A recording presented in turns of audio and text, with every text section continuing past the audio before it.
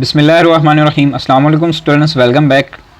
आज के इस लेक्चर में जो रिमेनिंग चैप्टर्स हमारे थे पार्ट 3 में जो है वो हम कवर करेंगे मैन एंड हिज एनवायरनमेंट।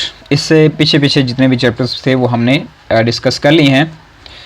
तो मैन एंड हिज एनवायरनमेंट में जो हमारे पास पहला एमसीक्यूज़ है, cuscuta grows on other plants using their nutrients for its growth and weakens the host plant. Cuscuta is an example of. तो cuscuta जो है वो क्या करता है, क्यूस्क्यूटा दूसरे प्लांट्स पे ग्रो करता है और उनसे न्यूट्रिशन हासिल करता है, और उल्टा उन होस्ट प्लांट को जो है वो वीक भी करता है या नुकसान पहुंचाता है। तो ये पैरासाइटिज्म की एग्जांपल होगी। पैरासाइट्स वो होते हैं जो खुद फ़ायदा हासिल करते हैं और दूसरों को, होस्ट को नुकसान पहुँचाते हैं। सेकेंड है the relationship between rhizobium bacteria and leguminous plants is an example of mutualism. Mutualism की एग्जांपल जो है वो राइजोबियम बैक्टीरिया है और लेग्यूमिनस प्लांट्स हैं। लेग्यूमिनस प्लांट्स जैसे ये पी प्लांट हो गया।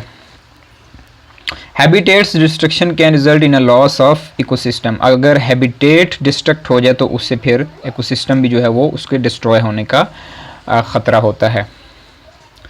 The nitrites are then converted into nitrate by bacteria. तो इसका करेक्ट आंसर है नाइट्रोबैक्टर।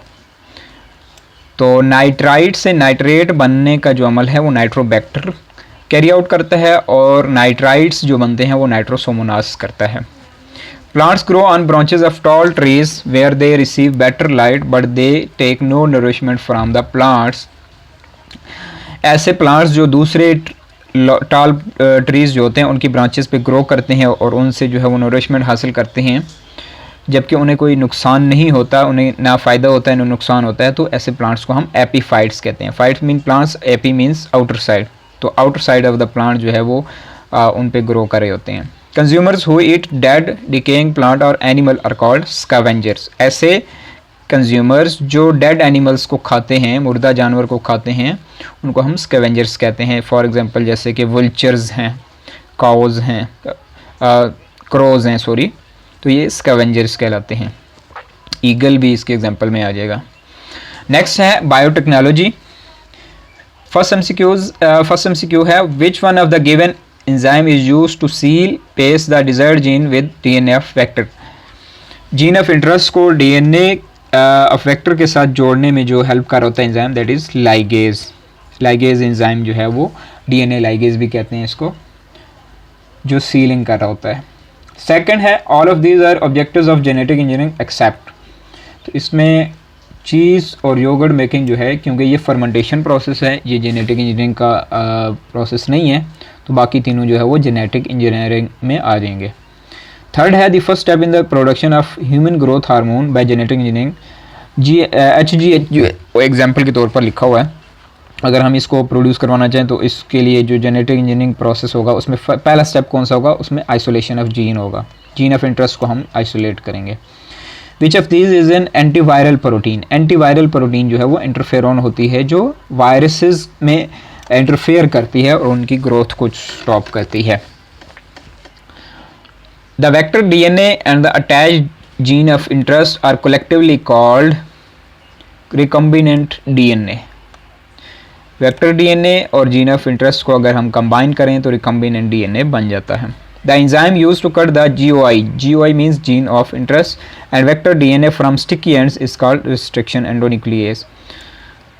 ऐसा एंजाइम जो स्टिकी एंड से डीएनए को जो है वो कट करे, दैट इज रिस्ट्रिक्शन एंडोन्यूक्लियेज।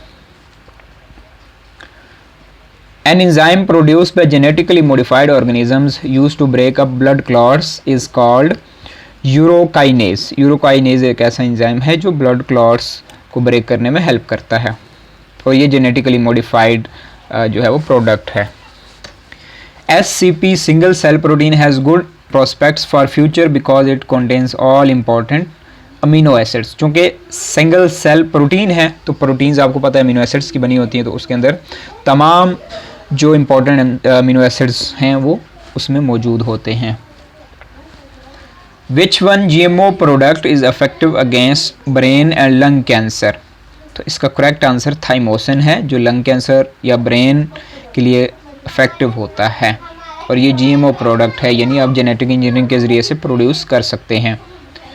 नेक्स्ट है who invented pasteurization process. Louis Pasteur ने ये प्रोसेस जो है वो इन्वेंट किया था, pasteurization. Then pharmacology last chapter है। First MCQ, which one is the source of drug tincture iodine. Tincture iodine जो ड्रग है उसका सोर्स कौन सा होता है, तो उसका सोर्स होता है मिनरल्स। तो ये एक मिनरल बेस्ड जो है या मिनरल सोर्स ड्रग है। Digitalis obtained from the leaf of dash plant. Foxglove के जो लीव्स हैं उनको हम जो है वो वहाँ से डिजिटालिस जो है वो ऑब्टेन कर सकते हैं। तो ये एक एडिक्टिव ड्रग के तौर पर भी यूज़ होता है और कभी कभार जो है वो हम इसको एज अ मेडिसिनल ड्रग भी यूज़ करते हैं। Dash are synthetic broad spectrum antibiotics which inhibit folic acid synthesis in bacteria. ऐसी कौन सी एंटीबायोटिक्स हैं जो सिंथेटिक भी हैं, ब्रॉड स्पेक्ट्रम भी हैं, यानी एक से ज़्यादा डिजीज़ के लिए यूज़ हो सकती हैं और बैक्टीरिया के अंदर वो फॉलिक एसिड की सिंथेसिस को स्टॉप करती हैं। तो वो सल्फोनामाइड्स हैं या सल्फर ड्रग्स हम उनको कहते हैं।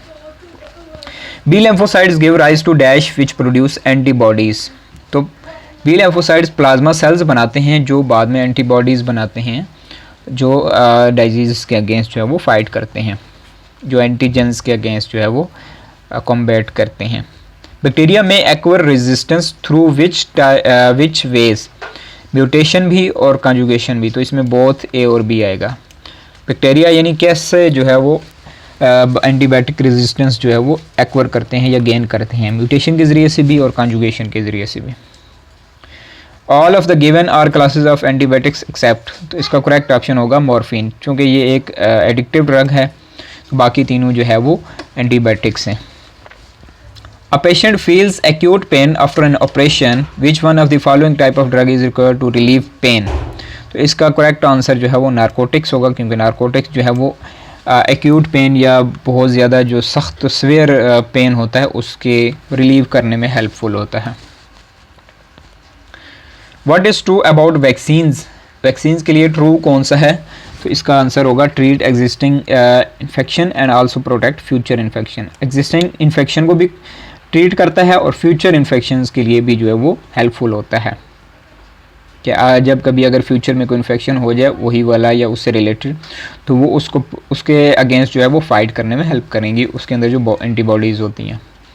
Pathogens contain special type of proteins called antigens. तो पैथोजेंस के पास जो प्रोटीन्स होती हैं जो डिजीज़ काज करती हैं वो एंटीजेंस होती हैं, और जो इम्यून सिस्टम के पास होती हैं दैट और एंटीबॉडीज़ बेसिकली।